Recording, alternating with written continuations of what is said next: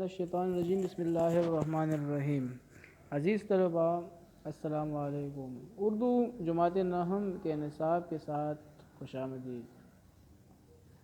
عزیز طلباء، آج ہم پڑھیں گے علامہ اقبال کی مشہور نظم طلوع اسلام، لیکن طلوع اسلام شروع کرنے سے پہلے ہم علامہ اقبال کا مختصر تعارف پڑھیں گے جو صفحہ نمبر 109 پر ہے، اور طلوع اسلام صفحہ نمبر 110۔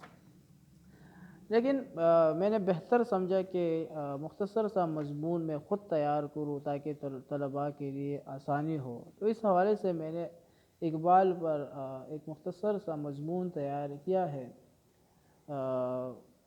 یہ پڑھتے ہیں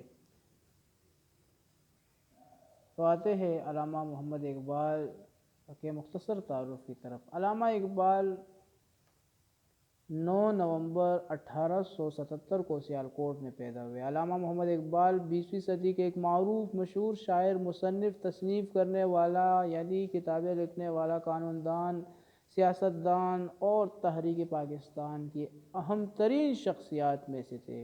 علامہ اقبال فارسی اور اردو میں شاعری کرتے تھے، اور یہی ان کی وجہ شہرت ہے، یعنی یہی ان کی شہرت کی وجہ ہے۔ اقبال نے ابتدائی تعلیم سیالکوٹ سے حاصل کی۔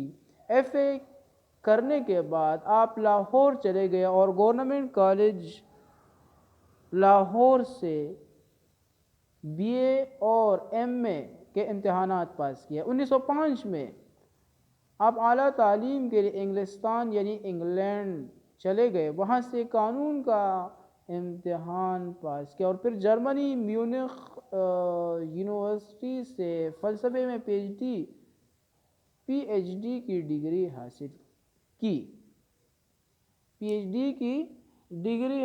کی۔ 1908 میں واپس ہندوستان آئے اور درس و تدریس سے وابستہ ہو گئے، لیکن کچھ عرصہ بعد تدریس یعنی درس کا سلسلہ ختم کر کے وکالت شروع کی اور آخر تک وکالت کرتے رہے۔ اقبال نے 21 اپریل 1938 یعنی 1938 کو لاہور میں وفات پائی۔ اقبال کی شاعری کی طرف آتے ہیں۔ مختصر تعارف کے بعد چند باتیں اقبال کی شاعری پر۔ شاعر مشرق علامہ محمد اقبال ایک حساس دل کے مالک تھے۔ حساس یعنی جس کو احساس ہو ایسا بندہ، یعنی اقبال ایک ایسا بندہ، ایک ایسا انسان تھا جن کو یہ احساس تھا کہ مطلب مسلمان قوم ایک دفعہ پھر بیدار ہو جائے اور وہ ساری دنیا پر حکومت کرے۔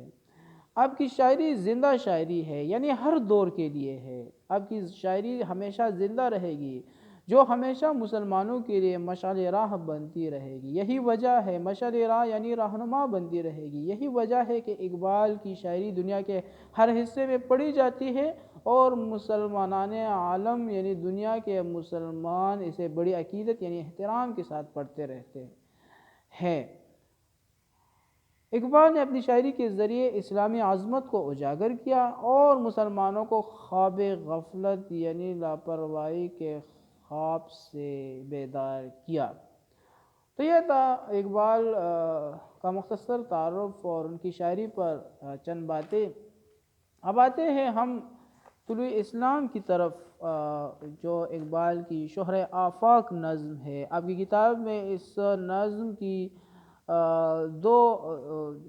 نظم کے دو بند شامل کیے گئے ہیں، یعنی بند نمبر 3 اور بند نمبر 4، یعنی ہر بند میں 8 اشعار ہے۔ یہاں تک جو ہے 1 3 4 5 6 7 8، یہاں تک جو ہے یہ بند نمبر 3 ہے، اور اس کے بعد یہ بند نمبر 4 ہے آخر تک۔ تو پوری نظم اقبال کی مشہور کتاب بانگ درہ میں موجود ہے۔ یہ اقبال کی انجمن حمایت اسلام جو ایک انجمن تھی، اس میں اقبال اشعار پڑھتے تھے، نظمیں سناتے تھے۔ ان کی آخری نظم تھی اس انجمن میں طلوع اسلام۔ تو طلوع اسلام کس تناظر میں لکھا گیا، اس کی طرف ہم آتے ہیں۔ یہ نظم اس زمانے میں لکھی گئی جب عصمت پاشا نے یعنی ترکی والا جو سپہ سالار تھا اس نے بے سر و سامانی کی حالت میں یعنی ان کے پاس کچھ بھی نہیں تھا یورپ والوں کو کی سازشوں کو ناکام بنا دیا اور ایران والے بھی رضا شاہ پہلوی کی رہنمائی اور قیادت میں دنیا میں اپنا کھویا ہوا مقام حاصل کر رہے تھے۔ اسی طرح افغانستان بھی غازی امان اللہ خان کی قیادت میں اپنی بنیادیں مضبوط کر رہا تھا۔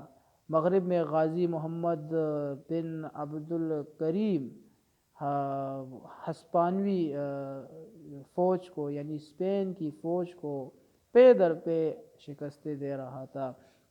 مطلب غازیان اسلام کی وجہ سے اسلام ایک دفعہ پھر ساری دنیا پر چھا رہا تھا۔ ہندوستان میں بھی مسلمان اپنے لیے تحریکیں چلا رہے تھے مسلمانوں کی اسی بیداری کو مد نظر رکھتے ہوئے، یعنی یہ تبدیلی اور یہ مسلمانوں کا بیدار ہونا اقبال کے سامنے تھا سب کچھ، اس لیے اقبال نے اپنی شہر آفاق نظم طلوع اسلام لکھی۔